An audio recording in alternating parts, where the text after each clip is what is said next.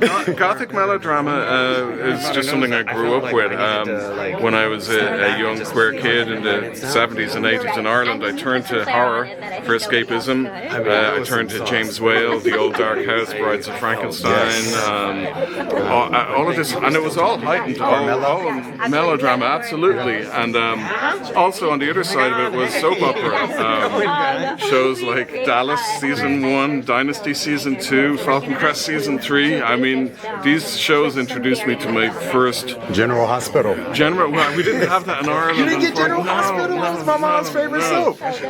But Dynasty introduced me to my first gay character. Okay. And it was groundbreaking. Suddenly it was hope. There was Stephen Carrington, who was gorgeous.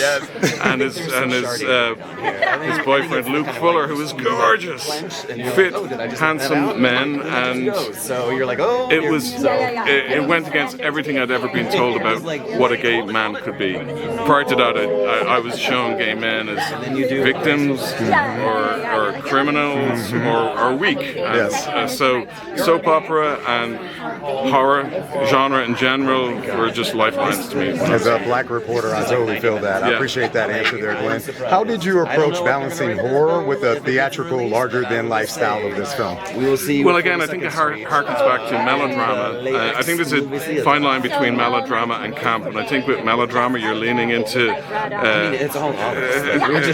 you're not laughing at it in the way that certain camp might. You know, you're just I'm a huge fan of everyone from Tennessee Williams to Todd Haynes to Peter Greenaway that always go for a little bit more of a heightened performance, and I think on set that was something everybody was aware of, and it was something I was kind of effortlessly bold about pushing.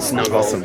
So Grayson Manor itself creates such distinct atmosphere. What's important to you in building that world? Well, for us, it was just it was a constantly evolving creation. So I had my cast, and then we had our location, and we let the location speak to us. And I love the idea that we were shooting in the restraints of what the mansion had to offer. So we're allowing that to speak to us. A lot of the portraiture in the mansion just came with it. A lot of the taxidermy in the mansion came with it. So we're just, again, it was just a constantly evolving and organic situation, letting everything speak to us from costume to fabric to the taxidermy and so on. So, amazing. My last question for you, thank you so much for all your time. You've already made a mark in genre storytelling before. How did this project push you into new directions? Well, it had been a while since I've done a feature film, so for me it was almost a fresh start. I went with doing something extremely personal, although it is pulpy and melodramatic. It comes from a very personal place, and I think that allowed me to just have to feel very grounded as we went forward. And I also wanted to make something, to write something with Glenn McQuaid Chaplin that we just weren't reading, and I wanted to make a film that we weren't seeing.